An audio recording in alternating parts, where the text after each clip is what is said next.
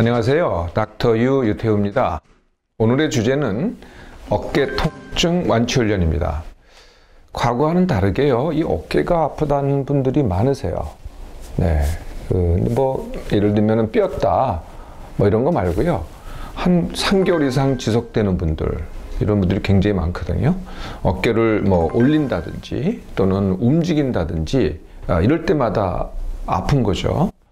더 문제는요, 움직이지 않을 때도 아픈 겁니다. 특히 움직이지 않을 때 언제 아프냐. 낮에는 그래도 좀 괜찮은데 이게 잘 때만 되면은 무지 아픈 거예요. 오른쪽이든 왼쪽이든 아니면 자다 깨기도 합니다. 이런 어깨 통증으로 고생하는 분들이 요즘 많아지신 거죠. 대개 이제 한 40대에서 60대 이런 분들이 이게 많습니다. 그래서 이게 어깨가 이렇게 많이 아프니까 이제 진단 받으러 가요. 그러면은 참 이상한, 어떻게 보면 이상한 또는 이해하기 힘든 이런 이제 병명이 붙게 되는데요. 제일 흔한 병명은 오십견이죠. 네, 오십견의 이제 정확한 의학적인 명칭은 유착성 관절막염입니다. 되게 어렵죠. 유착성 관절막염. 그러니까 어깨가 이제 관절이니까 관절막이 있지 않겠어요? 이제 거기에 염증이 생겼다는 거죠. 이게 이제 오십견입니다. 50대에 잘생겨서 오십견이라 그러지, 40대에 생길 수도 있고, 60대에 생길 수도 있고, 그렇습니다. 근데 이런 오십견만 있느냐? 다른 진단들이 많아요. 예를 들면은 석회화 건염. 이런 말도 들어보셨을 거예요. 엑스레이 찍어보면은 석회가 보이거든요. 석회화 건염. 또는 이두박근 건염. 네, 이두박근은 이게 이두박근이죠. 여기가 이두박근인데 여기가 인대가 있는데 여기에 이제 염증이 생긴 거죠. 그 인대. 이런 병명도 있고요. 또 더 어려운 병명이 이런 게 있습니다. 어깨 충돌 증후군. 이건 또 뭘까요? 어깨 충돌 증후군. 또는 회전 근개 파열. 이것도 되게 어렵죠. 네. 이게 이제 어깨가요, 이렇게 이제 돌아가잖아요. 네, 이 돌아가는 이런 이제 관절의 이제 역할인데, 이 돌아가는 부분을, 해부학적 부분을 가르쳐서 회전 근개라고 합니다. 여기에 이제 조금 찢어졌다든지 파열이 왔다는 거거든요. 네, 이런 경우도 있고요. 또는,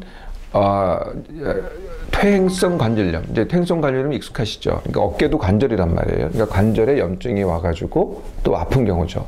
또 다른 진단에 이런 게 있습니다. 어깨 주위에 근육과 인대가 끊어지거나 늘어났다. 네, 이런 또 진단도 있죠. 이렇게 이제 다양한 병명이 있어요. 그리고 이제 이 병명을 정확하게 진단해야 된다. 이렇게 강조를 또 하기도 합니다. 그런데요, 그래봐야 치료법은 똑같아요. 네, 치료법은 뭐냐면은, 그러니까 진단을 복잡하게 붙여봐야 치료법은 똑같다는 거죠. 첫째 뭐겠어요? 약. 대개는 이제 진통소염제입니다. 또는 근육 이완제 이런 게 이제 같이 추가되기도 하죠. 한약도 사실은 거기에 해당되고요. 파스, 우리가 아프면 이제 파스 바르거나 붙이거나 하잖아요. 이것도 다 이제 다 약입니다. 진통 소염 되는 약이죠. 그 다음에는 익숙한 게 뭐겠어요? 주사를 놓습니다. 또는 침을 맞습니다. 레이저, 네, 이런 것도 있고요. 또는 초음파 치료 이런 것도 있고요. 또는 우리가 물리치료라는 걸 봤죠. 찜질. 이제 더 나아가면은 수술을 합니다. 네, 이런 과정으로 이제 진행이 되죠. 그런데요, 어떤 분들은요, 이렇게 해서도 낫는 분들도 많이 있으세요. 그런데 그래도 자꾸 재발하고 또 아프고 아무리 치료를 해도 더 아프고 이런 분들이 굉장히 많다는 거죠. 통증이 이렇게 지속되는 병이 이렇게 흔해졌을까요? 진단은 참 복잡한데요. 이 어깨 통증을 이해하는 거는 그렇게 어렵지 않습니다. 어깨가 통증이 지속되는 거는 딱 두 가지예요. 그 메커니즘을 보면은 하나는 아프다. 그러니까 통증 그 자체죠. 또 하나는 못 쓴다예요. 이게 이제 어깨를 돌린다, 움직인다, 든다, 이런 우리의 동작들을 해야 되잖아요. 팔을 쓰려면은 일상생활에 이렇게 어깨를 써야 돼요. 그거를 못 한다는 거거든요. 그런데요, 재밌는 사실은 이게 둘이 통증과 이제 어깨를 못 쓰는 걸 기능장애라고 한다면은 통증과 기능장애가 악순환이 된다. 이게 이제 어깨 통증이라는 거죠. 처음에는 무슨 이유든지 간에 이렇게 아파요. 움직이면 아프고 이렇게 시작이 되거든요. 근데 이게 아프니까 안 쓰게 되죠. 근데 뭐든지 안 쓰게 되면 어떻게 돼요? 위축이 옵니다. 근데 위축이 오잖아요. 그럼 다시 또 통증이 또 악순환 하는 거거든요. 그래서 통증과 기능장애의 악순환. 이게 이제 진단이 뭐라고 붙이던 어깨 통증의 본질이라고 보면 된다는 거죠. 어깨 통증이 뭐라는 것은 이제 여러분들이 이해하셨으니 이제 어깨 통증 완치 훈련 한번 해볼까요? 어깨 통증 완치 훈련은요, 통증과 기능 장애를 동시에 해결하는 게 완치 훈련입니다.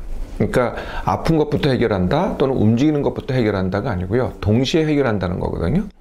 그런데 약간의 순서는 있어요. 첫 번째는 일단 아프면은 꼼짝도 못 하잖아요.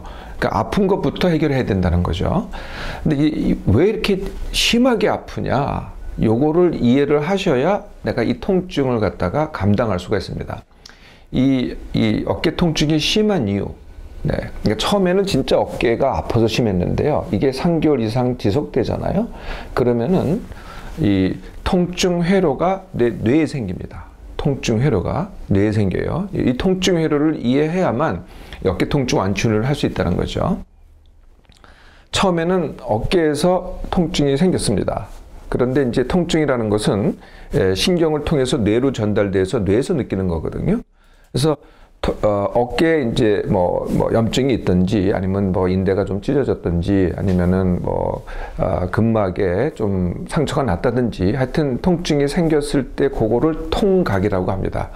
그거는 누구나 다 똑같아요. 네. 그러니까 그만큼 다쳤으면은 그만큼의 통각이 생기죠. 근데 그것이 신경을 통해서 뇌로 전달이 됩니다. 근데 뇌로 전달이 되는데요. 뇌에서 다른 현상이 생겨요. 네. 그래서 전달이 되면서, 이제 오른쪽에서 오면은 왼쪽으로 전달이 되는데, 이 전달이 되는 과정에서 이게 증폭이 됩니다. 그래서 여기서 생기는 게 일이었다고 하면은, 통각이 일이었다고 하면은 이게 뇌에서 전달되면서 증폭이 돼가지고, 우리가 왜 소리를 이제 앰프로 증폭시키잖아요? 그럼 10배, 100배, 1000배가 되잖아요? 그거하고 똑같은 현상입니다. 뇌에서 증폭이 돼서 실제로 느끼는 것은 이게 1이었는데 10배, 100배, 1000배로 느껴지는 거죠. 이게 이제 그러니까 어마어마한 통증이 되는 겁니다. 그런데 여기만 치료하니까 여기 1밖에 안 되는데 이 증폭된 걸 갖다가 무시하니까 이게 치료가 안 되는 거죠. 아무리 이 어깨를 치료하려고 해도 치료가 안 되는 겁니다. 그래서 첫 번째 해야 될 일이 뭐냐? 이 통증 회로를 깨기. 네, 이게 이제 첫 번째 해야 될 일이죠. 사실 이 어깨가 심해져 봤자요. 아까 말씀드린 어떤 진단도 심해봤자 이게 불구가 되는 법은 없습니다. 네, 그러니까 그래도 움직일만 하고요. 아무리 아파도 움직일만 하고 쓸만 하거든요. 네, 다른 부위는 정말 못 쓰는 부위도 생기기도 해요. 근데 어깨는요, 보세요. 아무리 심한 분들도 못 쓰게 되진 않는다는 거죠. 그래서 통증회로 깨기의 첫 번째는 이게 아파봤자라는 거예요. 그러니까 통증은 있는데 아파봤자 통증이다. 그 이상은 아무것도 아니거든요. 자, 그래서 아파봤자 통증이니 내가 완치를 하겠다. 내가 완치를 원한다. 이게 이제 통증회로 깨기의 시작이 됩니다. 처음에는요, 약을 이용하는 것도 나쁘지 않습니다. 그러니까 너무 아픈데 그거 갖다 그냥 무조건 내가 감당하겠다. 이것도 좀 어려울 수 있어요. 근데 약이라는 게요, 소염제는 여기에 작용하는 건 맞지만요, 진통제라는 건 뭐냐면 전부 다 뇌에 작용돼요. 그래서 아까 신경에서 그 통증 신호가 뇌로 전달된다 그랬잖아요. 그 진통제라는 건 뭐냐면 이 전달 과정을 차단하는 거예요. 다시 말하면은 그 메커니즘 자체가 10배, 100배로 증폭되는 걸 차단하는 거거든요. 그러니까 지금 말씀드린 통증 회로에 작용되는 게 또 약이다. 그래서 처음에는 근데 약만 의존하고 있으면 통증 회로가 더 커집니다. 그래서 처음에만 약을 이용하시라는 거죠. 네. 그래서 약을 이용해서 일단 통증을 줄여놓은 다음에 통증 회로 깨기를 해야 되겠죠. 통증 회로는요, 민감하면은 더 커져요. 네, 그래서 이 시간 통해서 제가 여러 번 소개해드렸던 민감한 분들, 예민한 몸마음을 갖고 계신 분들은 둔감 훈련을 하시는 것이 방법입니다. 둔감 훈련은 내가 어떤 상황에서 예민하게 반응하게 되면은 그 반대로 행동을 하거나 내가 반응하는 것이 둔감 훈련입니다. 예를 들면은 일부러 화내기, 일부러 할 말 다 하기, 일부러 기다려보기, 일부러 욕먹기, 일부러 늦게 가서 무안함 당하기, 이런 것 등입니다. 일부러 할 일이 100 있으면은 80만 하기. 네, 내가 다 맞춰야 마음이 편한데 일부러 남겨두는 거죠. 이게 이제 둔감 훈련입니다. 또 하나 즉시 통증 해결에 도움이 되는 게 쉼과 숙면 훈련입니다. 쉼과 숙면 훈련. 이것도 여러 번 소개를 해드렸는데요. 쉼과 숙면 훈련은 이게 이제 두 가지를, 내 몸에 오는 증상의 두 가지를 갖다가 적절히 대응을 하셔야 되는데 이걸 혼돈하시는 경우가 많습니다. 이게 뭐냐면은 필요할 때 잔다. 이게 잘못된 거거든요. 필요할 때는 쉬어야 돼요. 그럼 자는 건 언제 하는 거냐? 졸릴 때 자는 거죠. 또 하나의 이 차이점이 뭐냐면은 필요할 때 쉬는 거는 내 마음대로 되는 겁니다. 그런데 자는 거는요, 이건 내 마음대로 되는 게 아니고 내 몸이 알아서 자는 거거든요. 네, 그래서 숙면 훈련은 기본적으로는 안 졸기, 안 자기 훈련입니다. 그러니까 나는 안 졸기, 졸지 않겠다, 자지 않겠다 그러면은 내 몸이 나를 숙면을 시켜주는 거죠. 그 방법은 제일 중요한 게 일정한 시간에 일어나기입니다. 그러니까 시간을 정해서 6시면 6시 딱 정해가지고 월, 화, 수, 목, 금, 토, 일 예 두지 마시고요. 항상 같은 시간에 일어나세요. 그러고 나서는 안 졸기, 안 자기를 하는 거죠. 낮잠도 안 자고 중간에 안 졸기. 그리고 예를 들면은 뭐 11시에 이제 잠자리에 드는 거다. 그러면 11시로 정하신 다음에 11시 이전까지는 절대 안 졸기, 안 자기를 하시고요. 11시 이후에 그것도 졸려야만 누울 수 있습니다. 그러니까 내가 하는 행동은 자는 행동이 아니고 졸리면 누울 수 있다.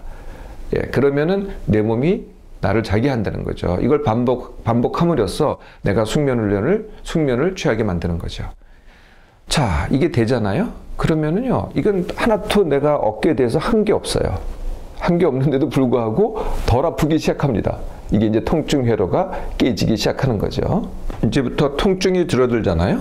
네, 그건 이제 뇌에서 일어나는 현상이라고 말씀드렸고요. 그러면 원래 시초였던 어깨를 갖다가 해결을 해야 되겠죠. 근데 어깨에 온 기능 장애가요, 뭐 그렇게 대단한 게 아닙니다, 이게 못 고칠 것도 아니고요.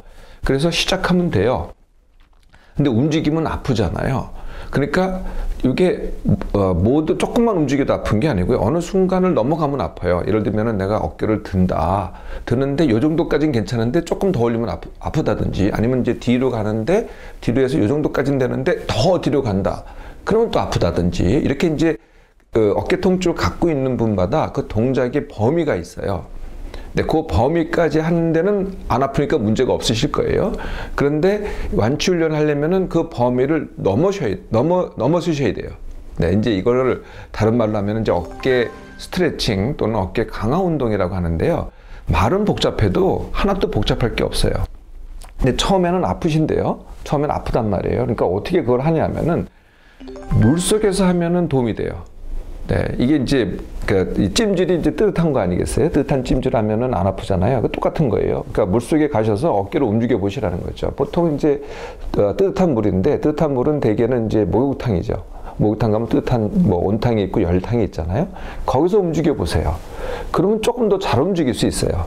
처음 시작은 그렇게 해보라는 거죠. 네, 그렇게 시작을 해보시고, 그 다음에 집에서 하셔도 되고요. 동네에 가면은 요새는 이제 이렇게 체육공원이 만들어져 있는데, 그게 운동 기구들이 이렇게 설치가 돼 있어요. 야외에. 네. 거기 보시면은, 어깨를 돌리는 그런 기구가 있어요. 어깨를 갖다가 뺑뺑 돌리는 그런 기구들이 있거든요. 아니면은 양줄 당기기라는 기구가 있어요. 네. 그런 기구를 이용하셔도 돼요. 네. 그래서 어쨌든, 이제 어깨를 움직이기 시작하는 거거든요. 근데 처음에는 요만큼밖에 못 움직여요. 뭐 요만큼 올리고 앞으로 요만큼 하고 뒤로 요만큼 하는데, 뭐 이미 동작이 다 똑같지가 않고, 어떤 동작은 많이 올리고 많이 움직일 수 있고, 어떤 동작은 덜 움직일 수 있는 거거든요. 그러니까 뭐 이미 잘하는 건 하실 필요가 별로 많지 않고요. 잘 안 되는 것들을 하시라는 거죠. 근데 그때마다 통증이 옵니다. 네, 근데 그거를 무릅써야 돼요. 난 아파서 안 돼. 이러면 맨날 제자리고요. 무릅쓰고 움직여 보세요. 희한하게 움직여져요. 그러니까 예를 들면은 내가 뭐 수치료 표시에서 10cm였다. 그럼 다음에 한 11cm, 12cm를 해보시라는 거죠. 그러면은 조금 아파요. 근데 더 올리면 더 아프겠죠. 네, 그런데 너무 지나치지 마시고 조금씩 해보시라는 거예요. 근데 요거를 이제 밀당이라고 합니다. 제가 늘 운동이나 이걸 이제 밀당이라고 말씀드리잖아요. 그래서 밀고 당기기를 하시는 겁니다. 그래서요, 안 되는 동작을 밀고 당기기를 통해서 계속 하시는 거거든요. 이게 한 번에 되지는 않아요. 그래서 좀 지루할 수도 있는데요. 아무리 늦어봐야 3개월입니다. 어떤 분들은요, 1개월이면 돼요. 사실 저 닥터 유도요, 이 어깨를 다쳤었어요. 제가 뭘 하다가 넘어져가지고 어깨를 다쳤거든요.